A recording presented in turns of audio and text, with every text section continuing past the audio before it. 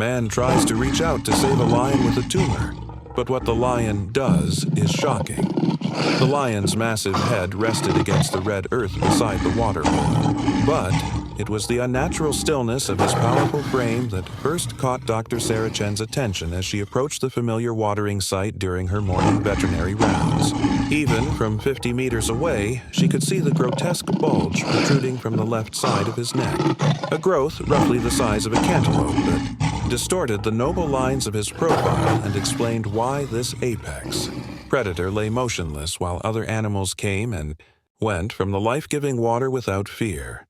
Sarah had been treating wildlife in the Masai Mara for 8 years, long enough to recognize the particular way animals carried themselves when pain became their constant companion. This lion's breathing was visibly labored, his massive ribcage rising and falling with effort that spoke of airways partially blocked by the tumor's relentless expansion. Each inhalation seemed to require conscious decision rather than the automatic rhythm that should have powered such a magnificent creature. The veterinarian moved closer, with the careful steps of someone who understood that even a suffering predator remained dangerous. Her trained eyes cataloging details that painted an increasingly grim picture. The lion's golden coat had lost its lustrous shine, dulled by the metabolic demands of fighting a battle his body was slowly losing.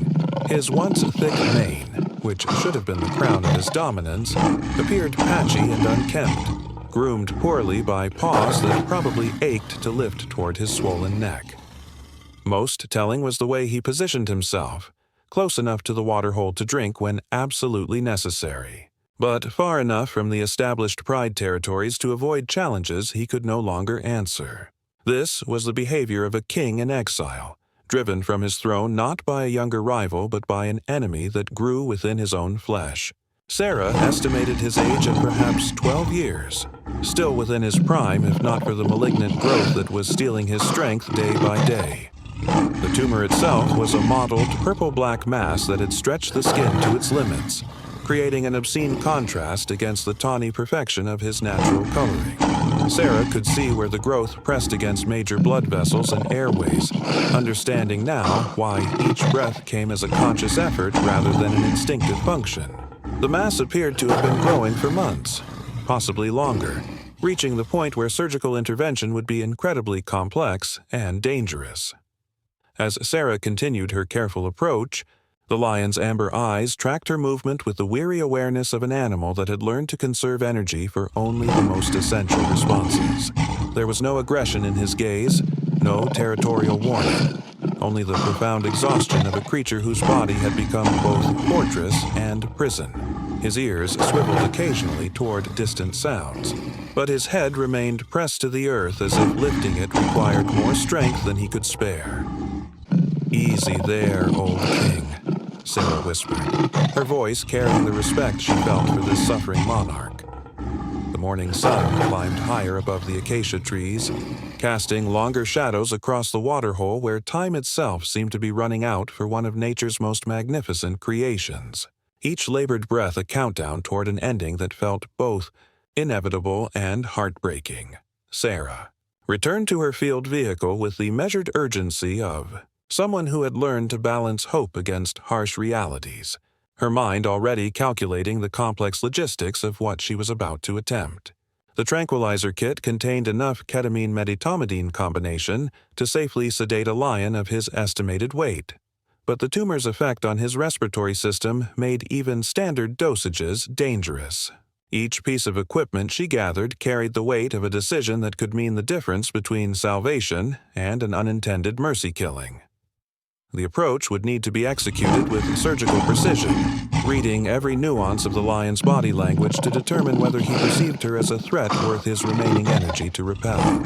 Sarah loaded the dart gun with deliberate care, double-checking the dosage calculations that would need to account for his weakened condition while still providing sufficient sedation for a safe examination. Her medical kit contained antibiotics, anti-inflammatory medications, and surgical supplies, though she harbored no illusions about what could realistically be accomplished under field conditions as she began her careful advance across the 30 meters of open ground. Between her vehicle and the water hole, Sarah found herself moving in a pattern that felt almost ritualistic, each step measured to communicate non-aggression while maintaining her ability to retreat if necessary. The lion's amber eyes tracked her progress with an alertness that surprised her, given his obvious suffering. There was something in that steady gaze that went beyond the usual wariness of a wild predator, and quality of assessment that seemed almost collaborative rather than defensive. The great cat's breathing remained labored, but his posture shifted subtly as Sarah drew closer, not into the coiled tension of a creature preparing to strike, but rather into a more upright position that suggested active engagement with her presence. His massive paws remained planted firmly on the earth, but his head lifted slightly from its resting position. The movement clearly costing him energy he could ill afford to spend on anything but survival. Sarah paused at 20 meters, allowing both of them to take the measure of this unprecedented situation. The lion's ears swiveled forward, not flattened against his skull in aggression or fear, but pricked with what appeared to be curiosity about her intentions. His tail lay still beside his haunches, another indicator that he was not preparing for either flight or attack, despite being approached by a species that represented everything dangerous about the human presence in his world. The tumor's grotesque bulk was even more apparent at this closer distance, distorting the left side of his neck in ways that made it difficult to imagine how he continued to draw breath at all. Yet those golden eyes remained steady and intelligent, seeming to evaluate Sarah's movements with a sophistication that transcended simple animal instinct. There was something in his gaze that reminded her why some cultures had attributed supernatural wisdom to lions, a depth of awareness that felt almost like recognition. Sarah raised the dart gun slowly, telegraphing her movements in the way one might with a domestic animal, though she understood the absurdity of applying such logic to a wild lion.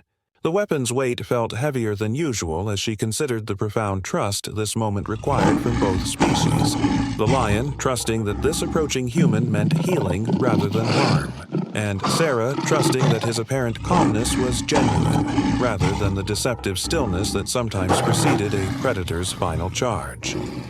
"Just trying to help you, old friend," she whispered, her voice carrying across the diminishing distance between them. The lion's response was to shift his weight slightly, accommodating her presence in a way that defied every principle of wild animal behavior she had learned during her years of practice. The lion's decision came without warning, his massive frame rising from the earth with a slow deliberation that defied every expectation Sarah had formed during her approach. The movement clearly cost him tremendous effort, his legs trembling under the combined weight of his body and the tumor that had claimed so much of his strength, but there was unmistakable purpose in the way he positioned himself upright. His amber eyes found hers across the diminishing distance, holding her gaze for a long moment before he turned away from the waterhole and began walking toward a dense thicket of wait-a-bit thorns 50 meters to the east. Sarah lowered the dart gun, her medical training warring with an intuition that told her something profound was unfolding beyond her understanding of normal animal behavior. The lion moved with painful slowness, each step requiring visible effort as he navigated around the scattered boulders and fallen logs that dotted the landscape. But most remarkable was the way he paused every few meters to look back at her, his great head turning with obvious difficulty to ensure she was following his labored progress across the savanna. The thicket he approached was the kind of natural fortress that predators often chose for denning, its thorny walls providing protection from rivals and scavengers while offering multiple escape routes through the intertwined branches. As they drew closer, Sarah began to hear the soft sounds that explained everything, the gentle mewing of very young cubs and the low, reassuring rumbles of their mother. The lion had been guarding his family, enduring his own agony at a distance that would not attract threats to the most vulnerable members of his pride. The revelation struck Sarah with the force of understanding why this magnificent creature had seemed so resigned to her approach. He had been waiting, perhaps hoping that the human who had appeared at his waterhole might possess the power to help not just him, but the lioness and cubs hidden within the thorny sanctuary. As if responding to their arrival, a golden head emerged from the shadows of the thicket, the lion's mate, her own condition immediately apparent in the way she held her left front paw elevated and the visible wounds along her flank that spoke of a recent encounter with rival lions or perhaps hyenas. Two tiny cubs tumbled into view behind their mother, their spotted coats and oversized paws marking them as no more than a few weeks old. They mewed softly as they pressed against their father's legs, oblivious to the tumor that was slowly claiming his life, seeing only the protector who had stood vigil over their first precious weeks of existence. "You've been taking care of them all along," Sarah whispered, her voice thick with recognition of the sacrifice she was witnessing. The evening light painted the thorn thicket gold as the lion settled beside his family, his duty finally shared with someone who might help carry the weight of love that had kept him fighting longer than his body should have allowed.